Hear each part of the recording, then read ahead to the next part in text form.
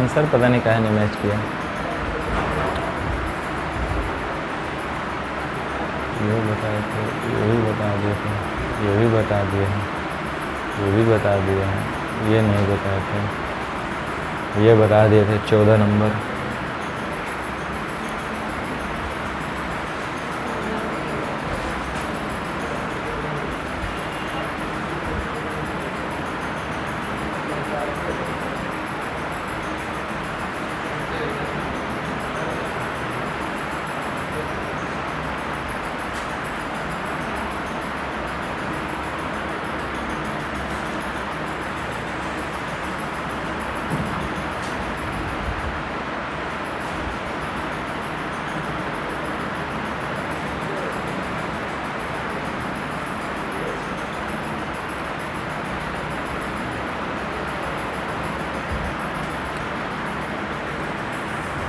चलिए ध्यान दीजिए।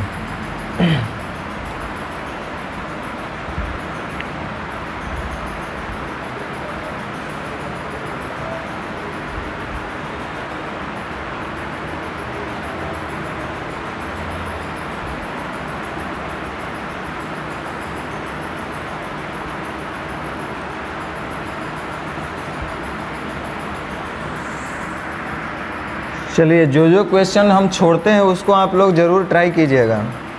छोड़ने के पीछे दो ही रीज़न होता है। अब मिसलेनियस में अब यही रीज़न रहेगा कि थोड़ा सा वो क्वेश्चन अच्छा होता है जिस पे आप दिमाग लगा करिएगा तो आपको समझने में आसानी होगा, या तो इजी होगा या तो थोड़ा अच्छा होगा, दो ही वजह रहता है छोड़ने का। रिजवान के पास एक डिब्बा है जिसमें लाल और नीला रंग का पत्थर है।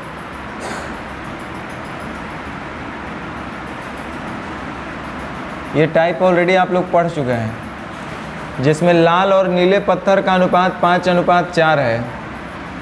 कह रहा है कि 5 गो लाल पत्थर अगर भुला जाएगा, खो जाएगा, तो उसके बाद लाल और नीले पत्थर का अनुपात 10:9 होगा। पहले से लाल और नीला है, उसके बाद 5 गो नीला अगर खो जाएगा, लाल पत्थर अगर खो जाएगा तो डेफिनेटली लाल पत्थर की संख्या कम होगा, नीला पत्थर का संख्या क्या होना चाहिए, सेम होना चाहिए। तो इसको सेम करने के लिए 4 को 9 से या 9 को 4 से गुना कर दीजिए। प्रश्न के हिसाब से लाल पत्थर की संख्या 5 को कम हुआ है। रेशियो में देख लेते हैं कितना कम हुआ था। 45 हो गया 40, कितना कम हुआ 5। तो अंतर का तुलना अंतर से जो पूछेगा उसका गुना।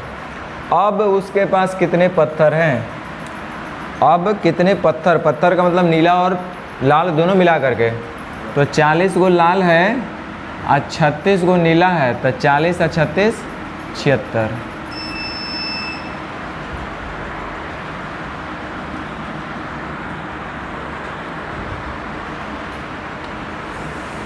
देखिए 19 नंबर क्वेश्चन तो बहुत एग्ज़ाम में आया है, बहुत बार आया है एग्ज़ाम में। मतलब डेटा चेंज कर दो लेकिन ये बहुत बार पूछा गया है, तो एग्ज़ाम के लिहाज से ये इंपॉर्टेंट क्वेश्चन रहता है। बहुत बार ऐसा है। इस क्वेश्चन को पुनः आप एवरेज में पढ़िएगा, औसत जब चैप्टर आएगा तो उसमें आ जाएगा, परसेंटेज में आ जाएगा और प्रॉफिट लॉस में। 3 बार इसका भी आपसे सामना होगा इस क्वेश्चन का। बहुत ईजी क्वेश्चन है, सीखिए। पहले क्वेश्चन को समझना ज़रूरी है। हम बनाने पर ज़्यादा ध्यान कम रखते हैं, समझने पर ज़्यादा ध्यान रखते हैं। 3 तरह का चाय है। मान लो कि एगो बाघ बकरी चाय है, एगो कौन सा चाय होता है ना, तेज और पता नहीं क्या क्या, ताज़ा,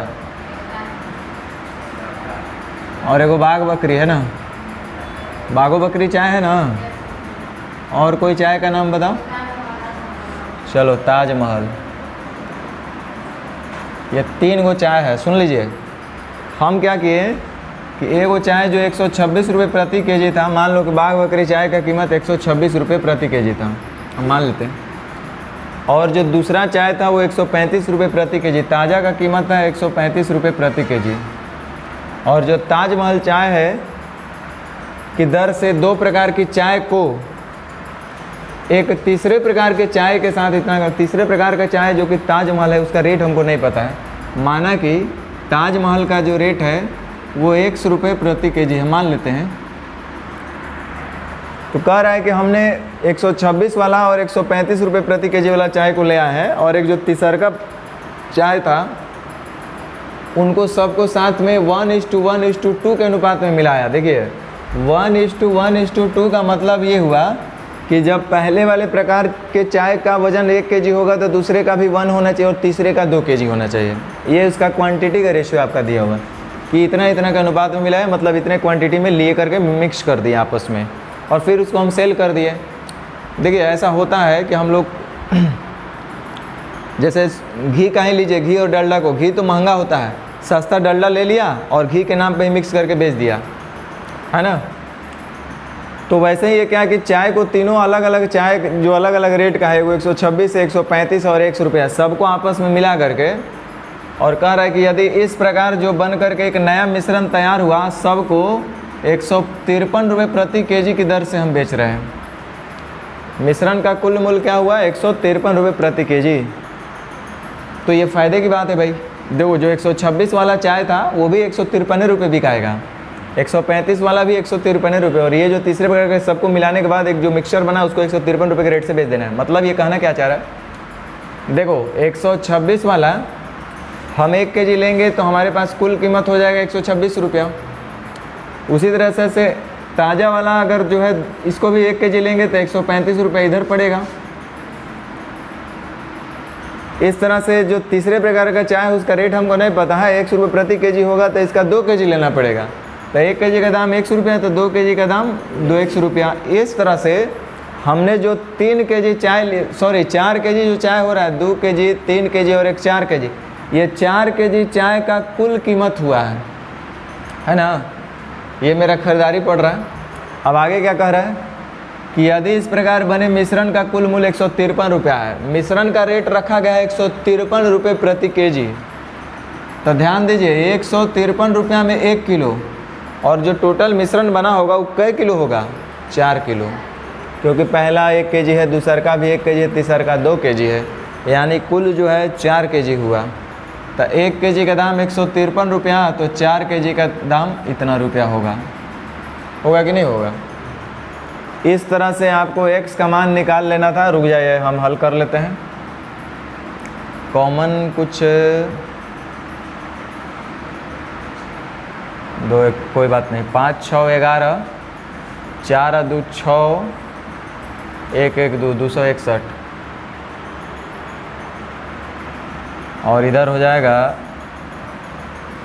4 3 12, 60 और 1 61 में से 261 घट जाएगा, इतना ही बराबर होगा 2x।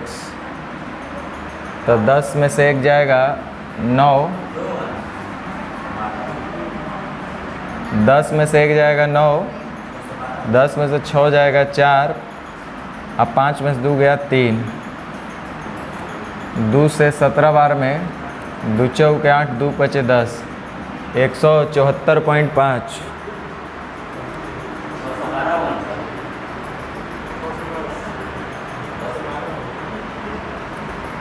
चार यहीं पे गलत कर दिए नहीं।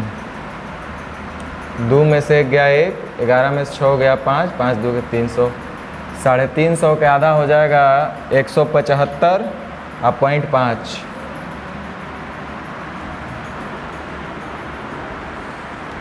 चलिए, लेकिन जब एवरेज पढ़ेंगे तो इतना नहीं करना पड़ेगा। एवरेज में बहुत आसानी से कर लीजिएगा। एवरेज में इसी चीज़ को हम लोग बहुत आसानी से कर लेंगे। पहले प्रकार के चाय का कीमत है 126 रुपये, दूसरे प्रकार की चाय का कीमत है 153 रुपये, और तीसरे प्रकार की चाय का कीमत क्या है जो मुझे नहीं पता, लेकिन हमको 2 kg है ना, लेकिन ये पता है कि पूरे का रेट जो है 153 रुपये।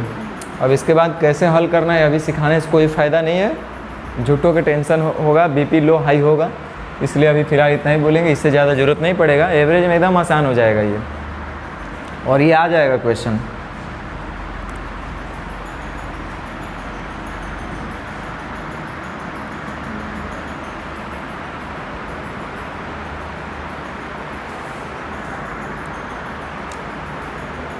देखिए 2 संख्या है, एक 3/2 है, 6 2 8/3 है, यानी कि 9:16 है, और प्रत्येक में इतना जोड़ रहे तय हो जा रहा है 5/3 और फिर 5/2, यानी कि 2:3, यानी 9:16 से हो जा रहा है 2:3। ऐसा कब हो रहा है? जब प्रत्येक में 15 जोड़ रहे हैं। आप लोग को बताया गया था जब समान वृद्धि हो अथवा समान कमी हो तो अंतर को सेम करेंगे। प्रत्येक में बढ़ाया जा रहा है यानी समान वृद्धि किया जा रहा है, तो जब कभी भी समान वृद्धि हो अथवा समान कमी हो तो अंतर को सेम रखेंगे। और अंतर को जल्दबाजी में सेम करना हो तो बताए होंगे कि नीचे का अंतर को ऊपर से गुना और ऊपर के अंतर को नीचे से गुना।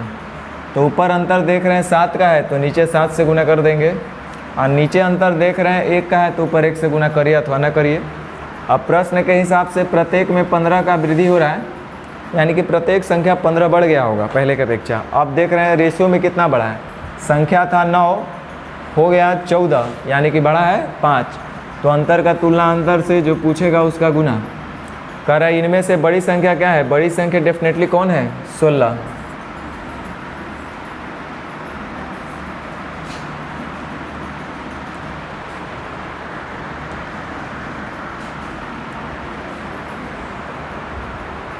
देखिए ऐसा तो बहुत बार हो गया है, आप लोग को बता दिया गया है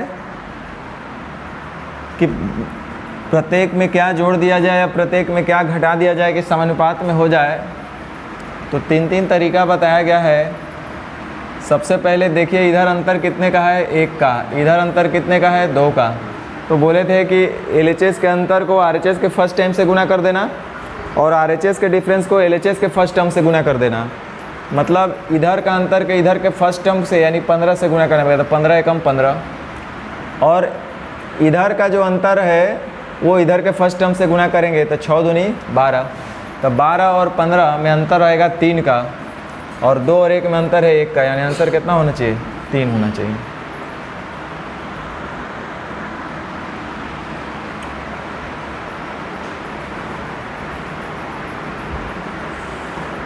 चलिए ध्यान दीजिए। कर एक लड़का और एक लड़की पेंसिल से खेल रहे थे। मान लीजिए कोई पेंसिल है,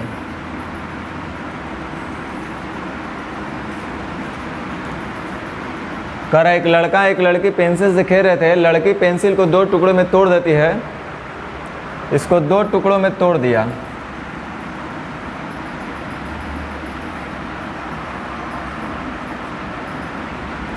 इस तरह से 2 टुकड़ों में तोड़ देते हैं। यहाँ से 2 पॉसिबिलिटी है कम से कम।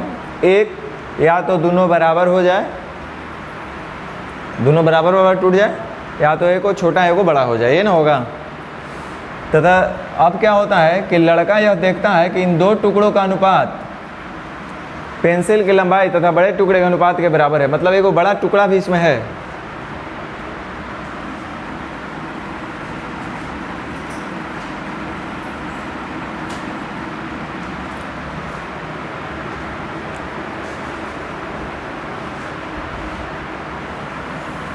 तो मान लीजिए कि जो बड़ा वाला टुकड़ा होगा उसका लंबाई k होगा,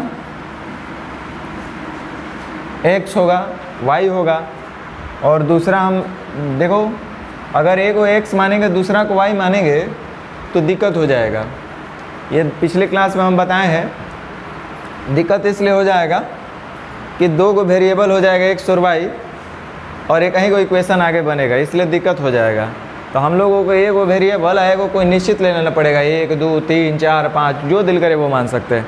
फॉर एग्जांपल अभी हम एक एक्स वाई मान लेते हैं। भाई आपका मन नहीं भरेगा तो हमारा ही मन नहीं भरेगा। देखो मान लेते हैं पहले टुकड़े की लंबाई x है और दूसरे टुकड़े की लंबाई y है।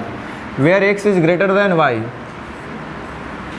हम मान लिए कि बड़ा टुकड़ा कौन है? x, छोटा टुकड़ा इसका मतलब y है। अब देखो ऐसा मानते हैं तो क्या होता है, क्योंकि लॉजिकली पहले तो हम लोग यही मानेंगे। तो एक लड़का और एक लड़की पेंसिल से खेल रहा था लोग, अचानक क्या हुआ कि पेंसिल टूट गया। तो लड़की जो है 2 टुकड़ा में तोड़ देती है। तो लड़का ऑब्जर्व किया पेंसिल पर तो पता चल रहा है, सुनो इधर, कि जो ये 2 टुकड़ा हुआ इन 2 टुकड़ों का अनुपात, 2 टुकड़ों का अनुपात कितना होगा? x अनुपात y। करा इन 2 टुकड़ों का अनुपात पेंसिल की लंबाई, पेंसिल की लंबाई कितना हो जाएगा? x प्लस पेंसिल की लंबाई तथा बड़े टुकड़े के अनुपात के बराबर है। बड़ा टुकड़ा कौन है आपका? इसी के अनुपात के बराबर है। यही बोला है कि नहीं बोला है? अब देखो यहाँ से हल करोगे तो दिक्कत क्या होगा, इक्वेशन आपका ये हो रहा है, अननोन अज्ञात राशि या वेरिएबल आपके पास दो गो है, एक्स और वाई। हम लोग कभी भी इसको सोल्व नहीं कर पाएंगे। हल कीजिएगा, एक्स स्क्वायर बराबर y square plus x y मिलेगा। अब बोलो ये हल होगा? नहीं हल होगा। तो हम लोग क्या करेंगे यहाँ से कि जो x और y दूसरे टुकड़े को माने हैं उसमें से क्या करेंगे कि थोड़ा सा सुधार करेंगे हम लोग। इस छोटे टुकड़े को हम लोग कुछ वेरिएबल में ना मान करके कुछ कांस्टेंट में मान लेंगे। माना कि छोटे टुकड़े की लंबाई 1 unit, 2 unit, 3 unit, 4 unit, 5 unit, 6 unit, जो दिल करे वो मान सकते। बोलो कितना मान लें? 1 मान लें?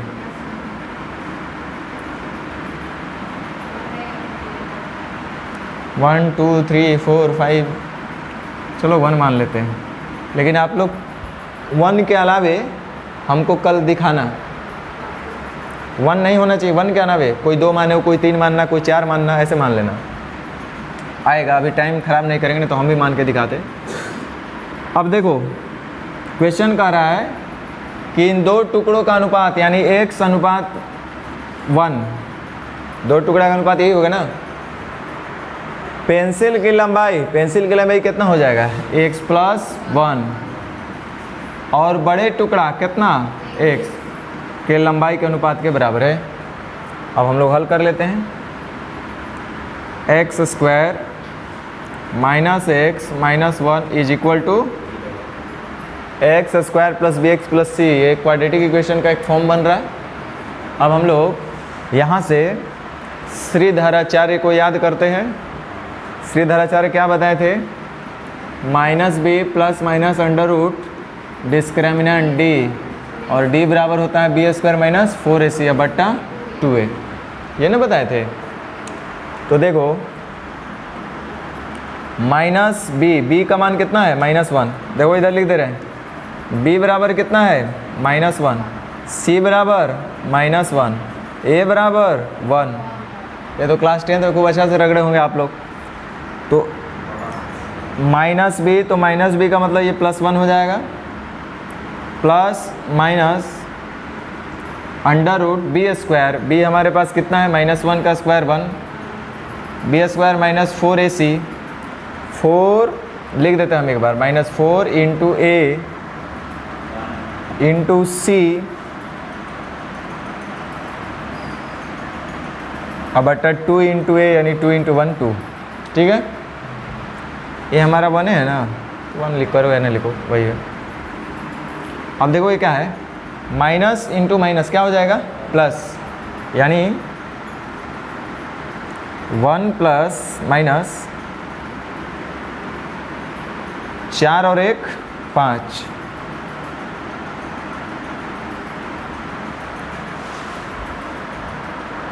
अब बटा 2, यानी कि हमारे पास 2 को मान आ गया। √5 प्लस 1/2, √5 माइनस 1/2, 1 प्लस माइनस। तो आगे लिखिए √5, 2 + 3 कहिए चाहे 3 + 2 कहिए। तो ये 2 को मान आ रहा है, लेकिन आपसे पूछ क्या रहा है? लड़की द्वारा पेंसिल को किस अनुपात में तोड़ा गया था? तो x/1 में ना x का मान आ गया।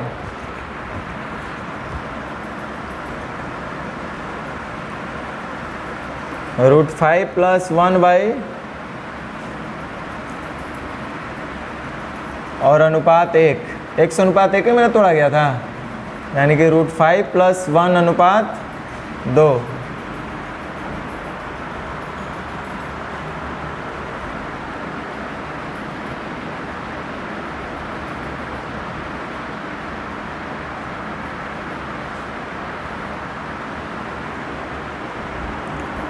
आप कुछ भी मान सकते हैं, 2, 3, 4 जो दिल करे वो मान लीजिए।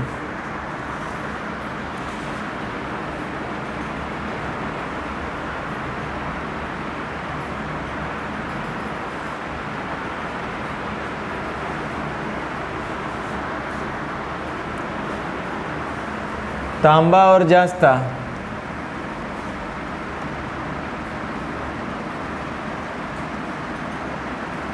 का अनुपात जो है 5:3 है। ये बताने लायक क्वेश्चन नहीं है, लेकिन अब हम बता रहे हैं।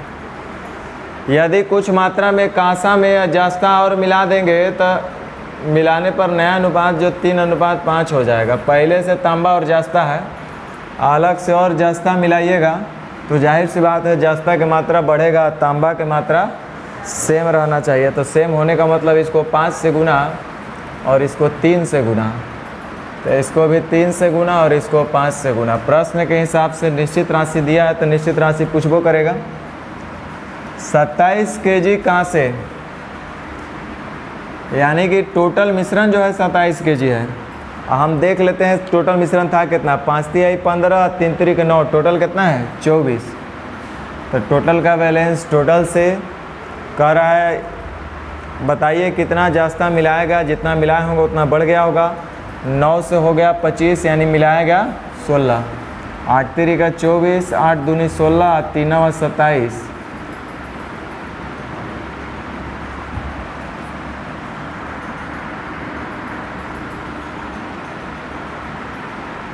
बहुत ऐसा हो गया।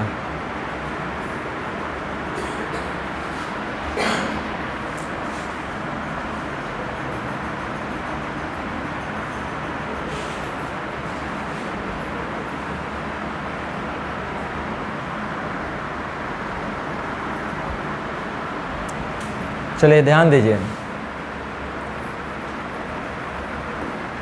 करें किसी विद्यालय में छात्रों की संख्या का 3/8 लड़कियां और शेष लड़के हैं। किसी विद्यालय में छात्रों की संख्या का, छात्रों का मतलब कुल विद्यार्थी का, थोड़ा सा हिंदी में दिक्कत है, अंग्रेजी रहता है तो आसान बोलता है। छात्रों की संख्या का 3/8, यानी कुल विद्यार्थी होंगे 8, जिसमें से 3 को क्या है लड़कियां हैं। इसका मतलब 5 गो लड़का होगा, क्योंकि शेष लड़के बोला है ना। 1 तिहाई लड़कों की संख्या का 1 तिहाई।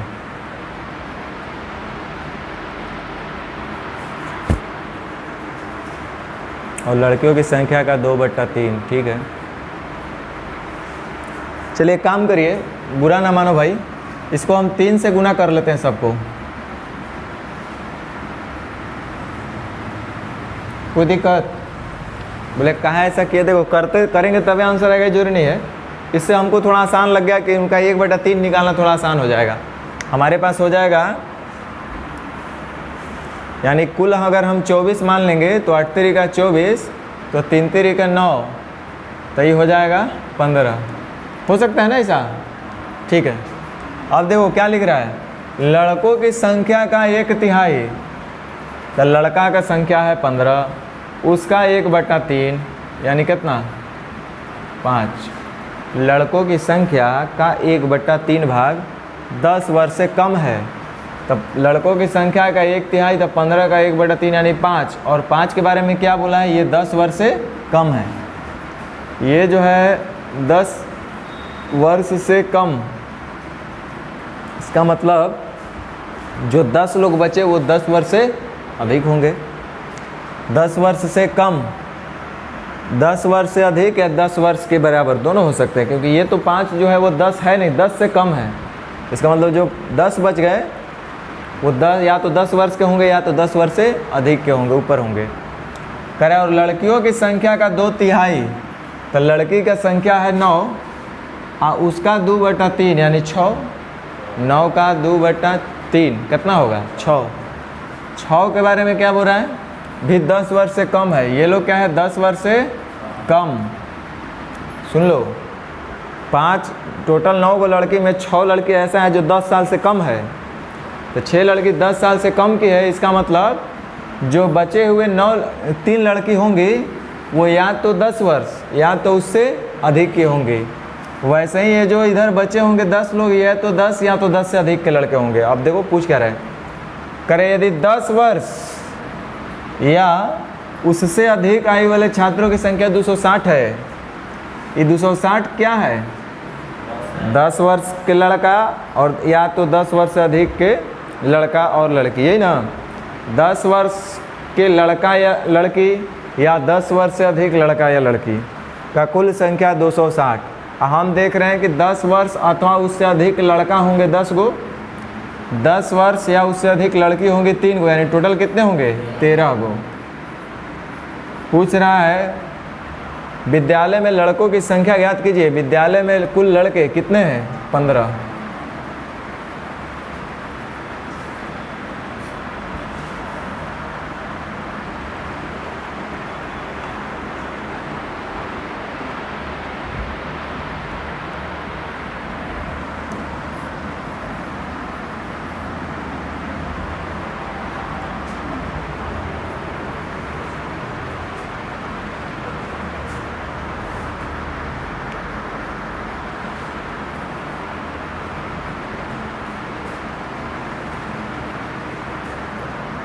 देखिए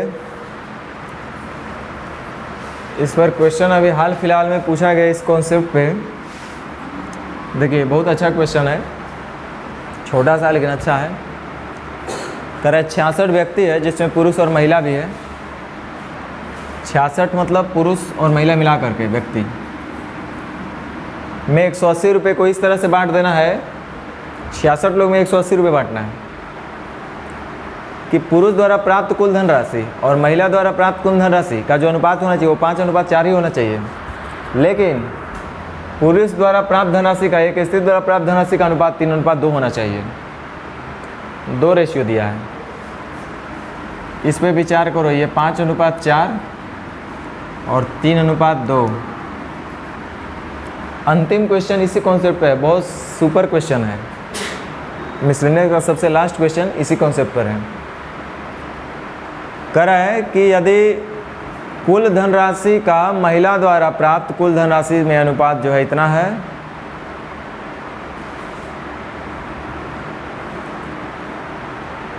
और प्रत्येक पुरुष और प्रत्येक स्त्री का धन का जो अनुपात है वो 3:2 है।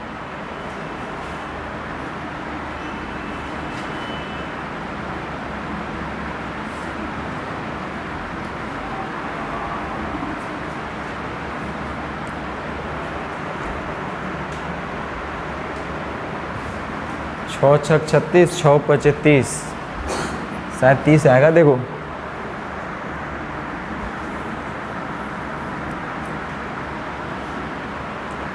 ध्यान दीजिए,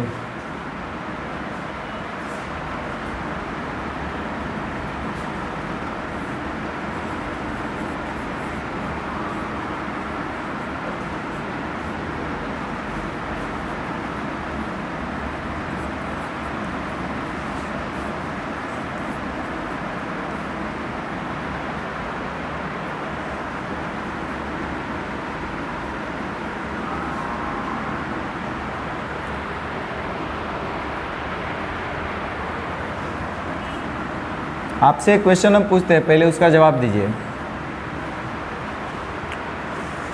मान लीजिए कितने पुरुष हैं हमको नहीं पता है, लेकिन जितने भी लड़के हैं, कितने लड़के हैं मुझे नहीं पता, लेकिन जितने भी लड़के हैं उनके पास टोटल, जितने भी लड़के हैं अगर उनके पास टोटल टॉफ़ी की संख्या जोड़ेंगे, चॉकलेट की संख्या जोड़ेंगे तो 500 होगा। कितना चॉकलेट? 500। माने जितने भी लड़का होंगे ना, सबसे अगर हम चॉकलेट काउंट कर लेंगे, इकट्ठा करेंगे तो 500 चॉकलेट कलेक्शन होगा। माने टोटल चॉकलेट 500 है जितने भी लड़के हैं सबके पास इकट्ठा करके। और हर एक विद्यार्थी के पास मान लो कि 5 चॉकलेट है। कितना? तो बताओ कितने विद्यार्थी होंगे? कैसे पता चला? हैं? सुनिए, जितने भी पुरुष हैं उनके पास टोटल जो है 5 रुपया है, और जितने भी महिला हैं उनके पास टोटल 4 रुपया। सुन लो, देखो लिखा है पुरुषों द्वारा प्राप्त कुल धन, महिला द्वारा प्राप्त कुल धन का अनुपात 5:4 है। मतलब पुरुष को जितना मिला टोटल जोड़ करके वो 5 रुपया है। टोटल पुरुष को जोड़ने के बाद 5 रुपया आना चाहिए, जितने भी टोटल पुरुष हैं। और टोटल महिला का हिस्सा जोड़ने पर 4 रुपये आना चाहिए। आगे लिखा है लेकिन प्रत्येक पुरुष को 3 रुपया मिल रहा है और प्रत्येक महिला को 2 रुपया मिल रहा है। तो हम बोले कि जितने भी स्टूडेंट्स हैं, जितने भी गर्ल्स हैं, इनके पास टोटल 500 रुपया हो रहा है और हर एक गर्ल्स के पास 5 रुपया है। तो बताइए टोटल कितने गर्ल्स होंगे? तो 100 होंगे। तो टोटल महिला के पास जितने भी महिलाएं हैं सबके पास जोड़ने पर 4 रुपया हो रहा है और हर एक महिला के पास 2 रुपया। तो महिला की संख्या कैसे निकलेगा? इससे भाग दे देंगे। तो वैसे ही टोटल पुरुष के पास 5 रुपया है, प्रत्येक पुरुष के हिस्सा 3 रुपया है। तो पुरुष की संख्या निकालना होगा तो उससे भाग देंगे। नहीं देंगे? इसका मतलब ये हुआ कि हमको इनके अगर संख्या का अनुपात निकालना होगा, पुरुष और महिला का संख्या का अनुपात निकालना होगा, तो कुल हिस्से को इनके प्रत्येक हिस्से से अगर भाग लगा देंगे यानी 3:2, तो ये पुरुष और कितना और महिला कितना संख्या नहीं पता चल जाएगा। तो 2 दूनी 4 यानी कि 5:6। कुछ समझ में आया? ये पुरुष और महिला की संख्या का अनुपात हुआ। प्रश्न में लिखा है टोटल पुरुष और महिला मिला के 66 गो है और हमारे हिसाब से रेशियो में कितना है? पूछ रहा है कि पुरुष की संख्या बताइए, तो कैसे गुना? समझ में आया? तो इसमें आपको यही संख्या निकालना ही मेन काम था कि कैसे संख्या निकालेंगे।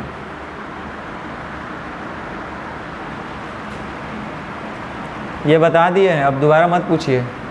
एगो टाइपे हम पढ़ाए थे अब तक 56 वाला, 56, 99, 69, जिसका आंसर है ए अपनी आय का 1/4 भाग बचत करता है। 56, 99, 69 जिसका आंसर रहता है, उसी टाइप में ये सेम क्वेश्चन आपको मिलेगा।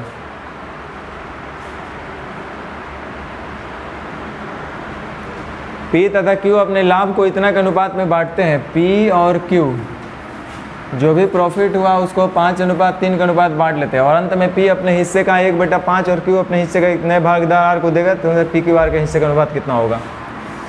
चलिए आर के बारे में बात किया जा रहा है कि पी जो है अपने हिस्से का 1/5 भाग आर को देगा, तो अपने हिस्से का 1/5, तब 5 का 1/5 भाग दे देगा तो 1 देगा ना, आर को 1 देगा तो इसके पास बचेगा कितना?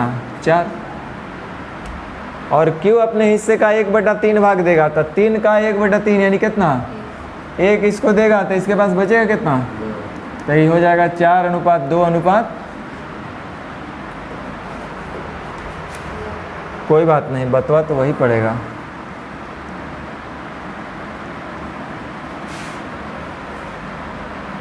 है ना?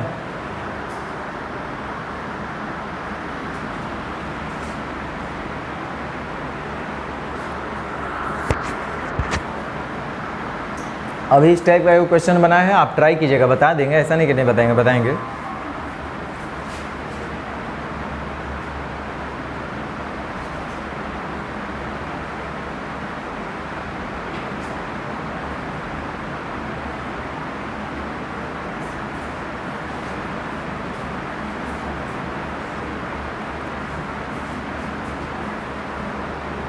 चलिए ध्यान दीजिए, 2-3 क्वेश्चन अभी जो आएगा लाइन से उस पर थोड़ा सा ध्यान दीजिएगा।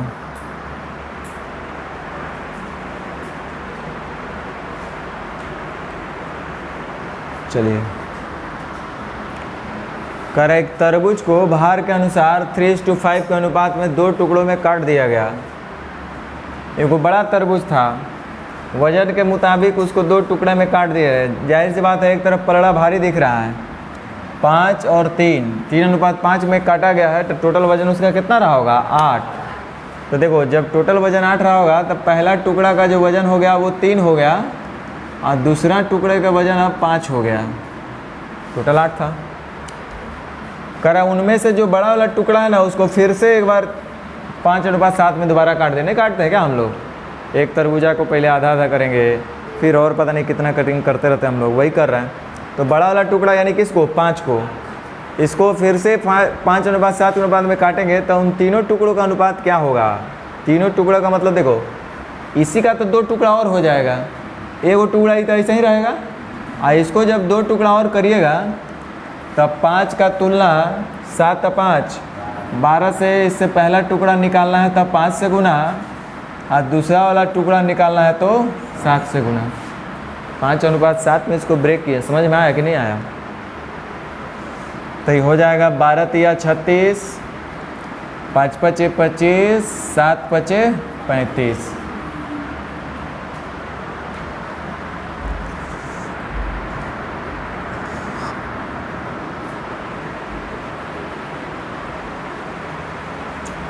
जो दूसरा का नंबर पे टुकड़ा था बड़ा वाला, उसको 2 भाग में काट देना था। तो 2 भाग में काट दीजिएगा तो रहेगा कहाँ से? इसी का ना 2 टुकड़ा ये हुआ।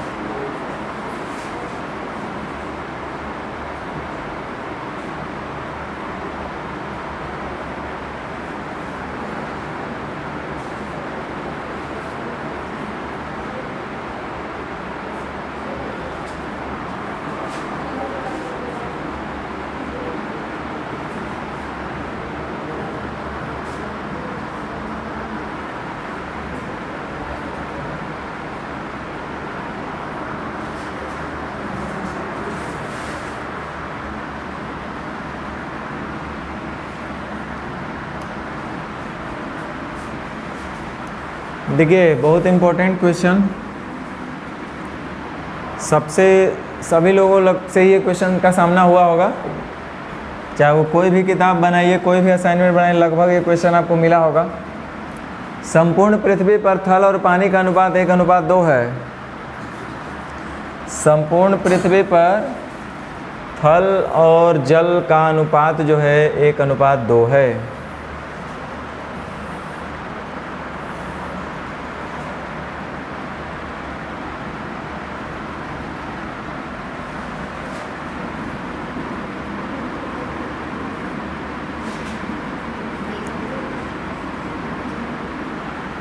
अभी चंद्रयान 2, 3, 4 भेजा गया है ना? 4 भेजा गया है।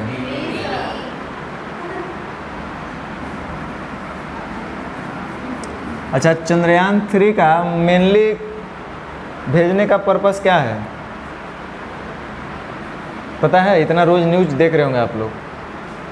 उसके मुख्य 3 लक्ष्य हैं। क्या क्या? अब इतना तो हिंट कर दिए। चंद्रयान 3 को भेजने का मुख्य 3 लक्ष्य है। कौन कौन सा लक्ष्य है? पहला लक्ष्य क्या है बताओ? वहाँ पे सोना खोज के बता देना। सबसे पहला लक्ष्य है चांद की सतह पर सफलतापूर्वक लैंडिंग कराना। सबसे पहला लक्ष्य तो यही है अभी। दूसरा लक्ष्य है रोवर्स, जो रोवर है ना जो चलेगा, लैंडर तो उतरेगा और फिर उधर से निकलेगा रोवर और वो फिर वो चांद की सतह पे चलेगा। तो दूसरा लक्ष्य है चांद की सतह पे रोवर को चलाना। और तीसरा और अंतिम लक्ष्य है वहाँ के मिट्टी सतह के बारे में मतलब अध्ययन करना, फोटोग्राफी करके भेजना। यही मेनली 3 लक्ष्य हैं। तो देखो, संपूर्ण पृथ्वी पर थल और पानी का जो अनुपात है वो 1:2 है।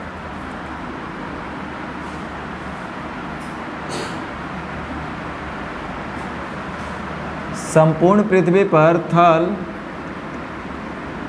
और पानी का जो अनुपात है 1:2 है। आप बुरा ना मानिए, तो क्या इसको 10 और 20 मान लें? मान सकते हैं ना? तो थल और पानी पूरे पृथ्वी पर थल है 10, पानी है 20, यानी टोटल पृथ्वी का हिस्सा अगर जोड़ लिया जाए थल पानी मिला करके तो 30 होना चाहिए। टोटल कितना होना चाहिए? टोटल पृथ्वी 30 होना चाहिए, जिसमें से थल है आपका 10 और पानी है 20। थ और प। अब देखो क्या कर रहा है, उत्तरी अर्धगोलार्ध और दक्षिणी अर्धगोलार्ध के बारे में बात हो रहा है। थोड़ा बहुत जीके जीएस हम लोग पढ़े हैं तो जान रहे हैं कि जो उत्तरी अर्धगोलार्ध और दक्षिणी अर्धगोलार्ध जो होता है, अर्धगोलार्ध, उत्तरी अर्धगोलार्ध, गोलार्ध गोला का आधा है ना, यानी उत्तरी अर्धगोलार्ध और दक्षिणी अर्धगोलार्ध पृथ्वी को 2 बराबर भागों में बांट देता है। यही काम करता है ना। इसका मतलब ये हुआ, सुन लो, इधर अगर उत्तरी अर्धगोलार्ध और इधर दक्षिणी अर्धगोलार्ध के बारे में हम बात करें तो हमको पता है कि उत्तरी अर्धगोलार्ध और दक्षिणी अर्धगोलार्ध पृथ्वी को 2 बराबर भागों में बांटेगा। मतलब अगर पूरा पृथ्वी अगर 30 यूनिट का है, थल और जल मिला करके पूरा अगर 30 हिस्सा है, 30 यूनिट का है, तो उत्तरी अर्धगोलार्ध कितने का हो जाएगा? 15 का। दक्षिणी अर्धगोलार्ध 15 का, क्योंकि इसका काम है आधा आधा बांट देना। तो उत्तरी अर्धगोलार्ध हो जाएगा 15 का और दक्षिणी अर्धगोलार्ध हो जाएगा 15 का। यहाँ तक तो कोई दिमाग नहीं लगाया, अभी तक खाली समझ रहे हैं हम लोग। अब देखो कह क्या रहा है, कह रहा है कि उत्तरी अर्धगोलार्ध पर थल और जल का अनुपात 2:3 है। उत्तरी अर्धगोलार्ध पर थल और जल 2:3, तो टोटल पृथ्वी है कितने? 15। अरे उत्तरी अर्धगोलार्ध में थल और पानी मिला करके टोटल कितना है? 15। तो 15 को 2:3 में अगर तोड़ेंगे तो उत्तरी अर्धगोलार्ध में आप बता सकते हैं कि थल कितना होगा और पानी कितना होगा? 15 का तुलना 5 से, जल निकालना है तो 3 से गुना, थल निकालना होगा तो 2 से गुना। तब 5 3 दूनी 6 और 3 3 का 9। ये लगता है नहीं समझ में आया आपको। अरे भाई उत्तरी अर्धगोलार्ध टोटल थल और जल मिला के 15 है ना, और रेशियो में बोल रहा है कि थल और जल मिला के कितना होना चाहिए उत्तरी गोलार्ध? 2:3। तो टोटल का बैलेंस 5 से थल निकालना है तो 2 से गुना, जल निकालना है तो 3 से गुना। यहाँ तक समझ में आया कि नहीं आया? आ गया तो क्वेश्चन हो गया, अब खत्म हो गया, अब आंसर देना है। अच्छा एक बात बताओ, अब पूछ रहा है कि दक्षिणी अर्धगोलार्ध में यह अनुपात बताइए, मतलब जल और थल का, या थल और जल का, थल और जल, थ या प जो बनिए। तो एक बात बताओ, उत्तरी अर्धगोलार्ध में थल कितना है? 6। इससे ज़्यादा थल नहीं ना हो सकता उत्तरी अर्धगोलार्ध में? बोलो।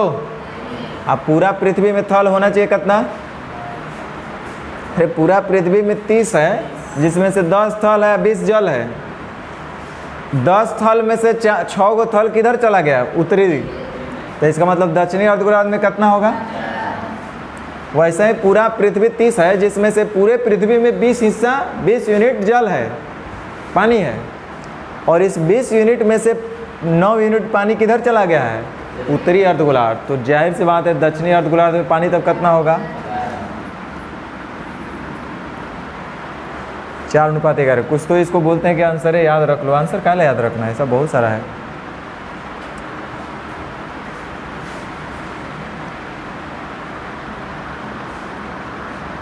कुछ समझ में आया कि नहीं आया?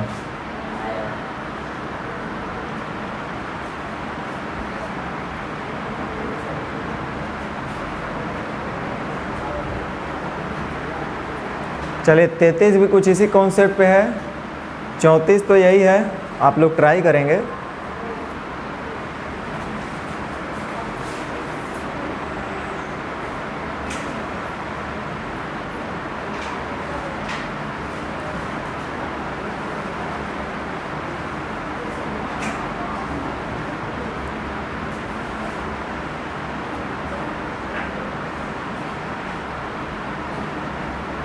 कल 50 तक ट्राई करके आप लोग आना है, पहले बता दे रहे हैं। चलो हम अभी और 1-2 को बता देते हैं, 1 को बताएंगे कम से कम। 15 कौन है भाई?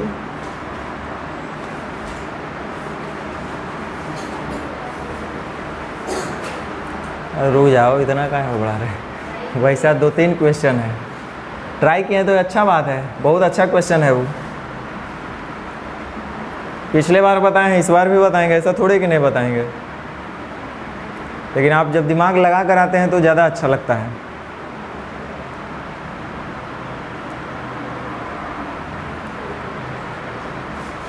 हमारा तो काम होता है बोलना, लेकिन आप लोग करिएगा तो ना, वैसे जैसे बोलते हैं वैसे आप लोग करते रहे। आपको लगता है कि सर भांग खा के बोल देते हैं ऐसे ही, कभी कुछ कभी कुछ।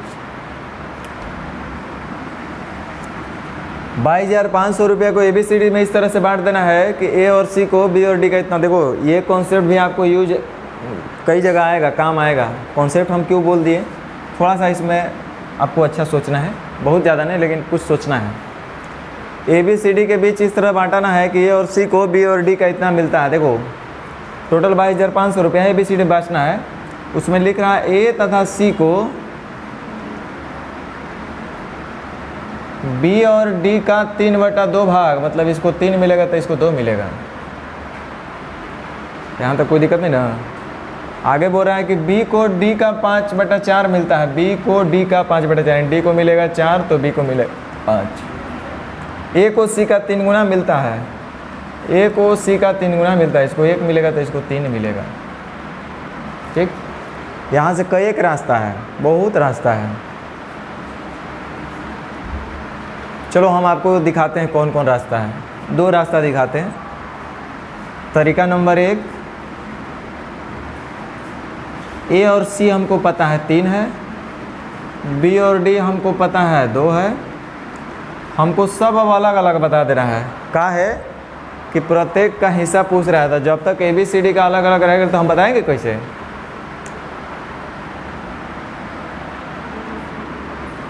देखो हमको B का निकालना है और D का निकालना है, पहले अलग अलग।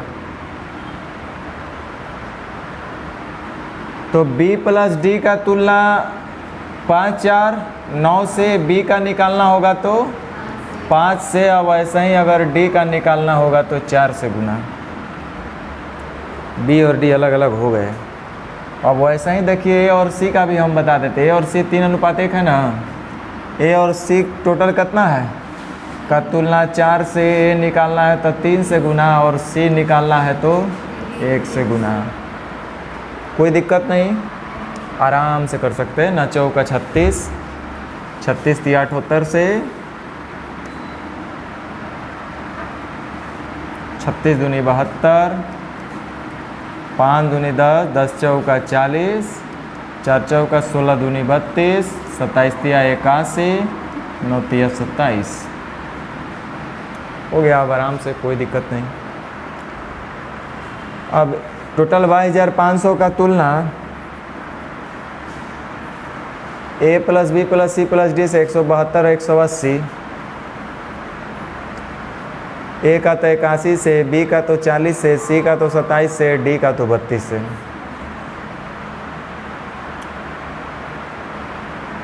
अब देखो हम क्या बोल रहे थे।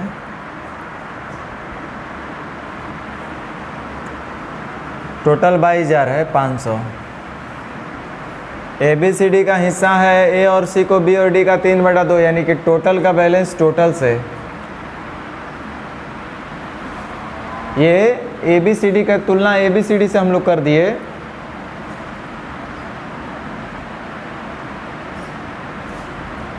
ध्यान दीजिए, लिखा है B को D का 5/4,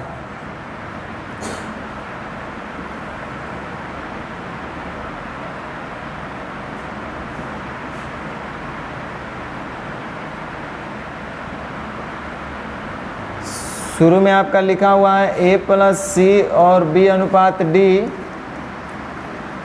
3:2। हम ABCD का तुलना 3:5 से कर लिया। अगर 3 से गुना करेंगे तो हमको क्या मिलेगा, A प्लस C का ना हिस्सा निकलेगा, या 2 से गुना करेंगे तो B प्लस D का हिस्सा निकलेगा। अब सुन लो, यहीं पे ये 3 से गुना किए तो A प्लस C निकल रहा है। हमको A और C अलग अलग निकालता। हमको पता है A और C जो है 3:1 में है ना, है कि नहीं है। तो ये जैसा ही हल करेंगे तो A प्लस C का मान आएगा। तो A प्लस C का तुलना 3 और 1, A निकालना होगा तो 3 से गुना, या C निकालना होगा तो 1 से गुना। समझ में आया। वैसे ही ये हम लोग A निकाल लिए, उसी तरह से अगर C भी निकालना होगा तो वही काम है। 22,500 का तुलना 5 से A प्लस C निकालना है तो 3 से गुना। तो A प्लस C का तुलना 4 से C निकालना है तो 1 से गुना। उसी तरीके से अब हम बात करते हैं B और D का। तो 22,500 का तुलना 5 से b प्लस डी का हिस्सा निकालना है तो 2 से गुना, तो ये b प्लस डी का मान निकलेगा, हमको निकालना है b का, तो b प्लस डी का तुलना 5, 4, 9 से b निकालना है तो 5 से गुना। अब वैसे ही अगर d निकालना होता 9 से d निकालना है तो 4 से गुना। एक लाइन में कर सकते हैं कि नहीं कर सकते? तो हम लोग एक लाइन में भी कर सकते थे।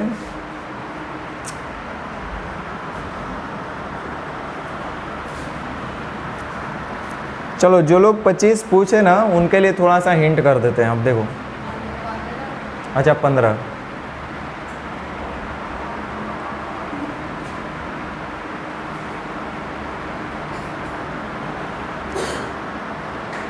करे पी क्यू आर 3 लोग हैं, हम सबके पास टोटल 180 चॉकलेट है।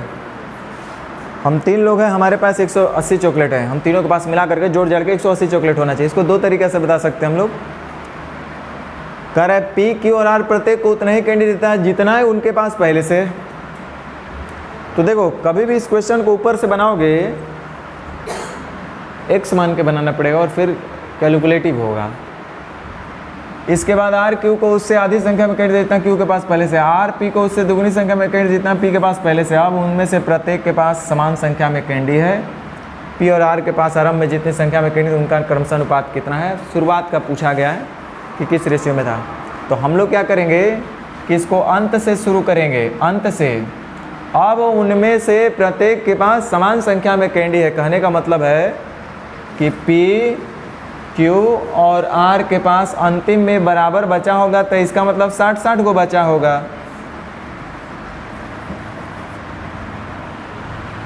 क्या है कि जोड़ जाड़ के पी क्यू आर के पास कितना चॉकलेट होना चाहिए?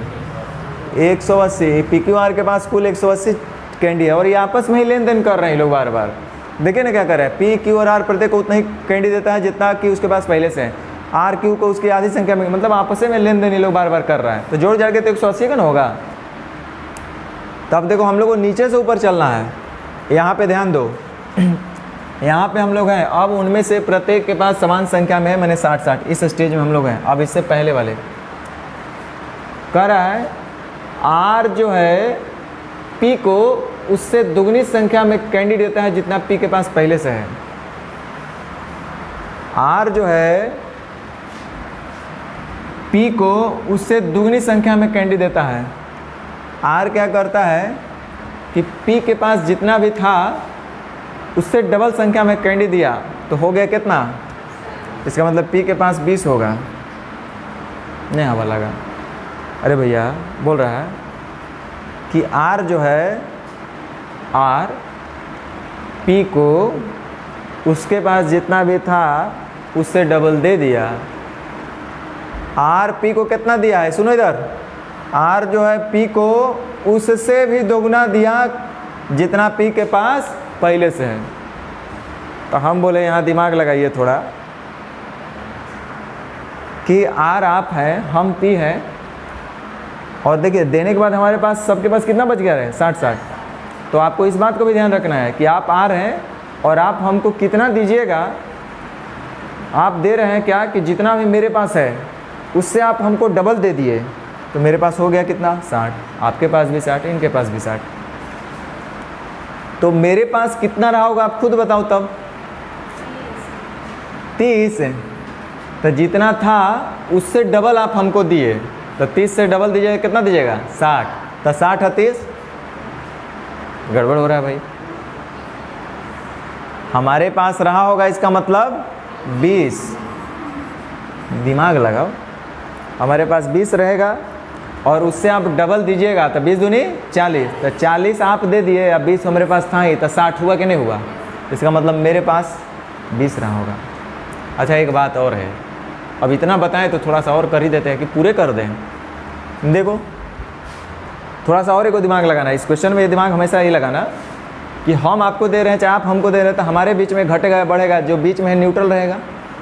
तो आर जो है पी को दिया है, तब पी के पास बढ़ेगा, आर के पास घटेगा और क्यू के पास, तो इसको छोड़ दो, इसको तो ऐसे ही पड़े रहने दो, इसको तो कोई चेंजेस नहीं होगा। अब कह रहा है कि आर पी को उससे दुगनी संख्या में कैंडी दिया जितना पी के पास पहले से है। जितना पी के पास पहले से था उसका भी डबल दिया तो हो गया इसके पास। यहाँ तक कोई दिक्कत?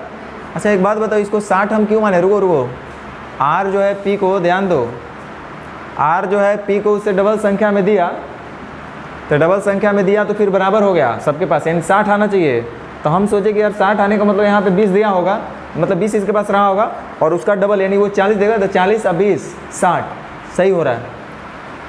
अब यहाँ पे सोचना मेन क्या था कि भाई आर पी को दिया है तो पी के पास बढ़ेगा, आर के पास घटेगा और क्यू के पास माने जितना रहा होगा उतना रहा होगा, यही मेन चीज़ सोचना है। अब सुन लो, ये नहीं सोचते तो आप कैसे बताते? अब आर का हिस्सा कैसे निकलेगा पता है?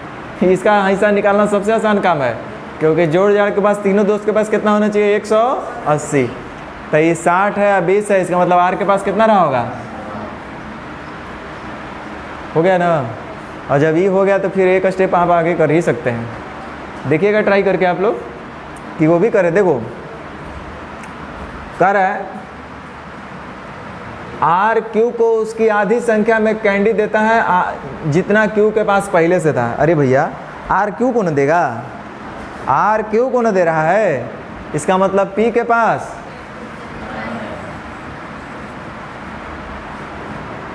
नहीं, आर क्यू को देगा तो क्यू के पास बढ़ेगा, क्यू आर के पास घटेगा, पी के पास सेम रहना चाहिए।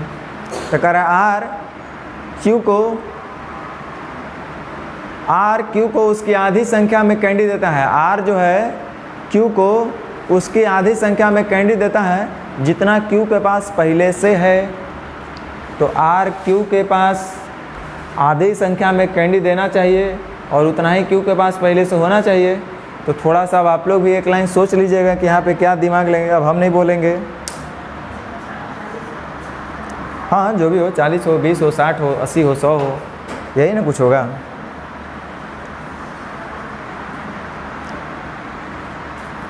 वीडियो देख के मत छाप के चलाइएगा, दिमाग लगाइएगा।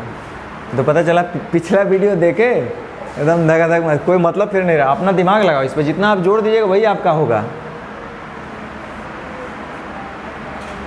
देखो आपका वही होगा जो आप दिल से दिमाग से मेहनत किए होंगे, ये सच जान लेना हमेशा। आप हमको बैठाओ, हम देखें हाँ ऐसा वो नहीं रहेगा मेरा। जब तक हम उस क्वेश्चन पे नहीं मेहनत किए होंगे वो हमारा नहीं हो सकता है।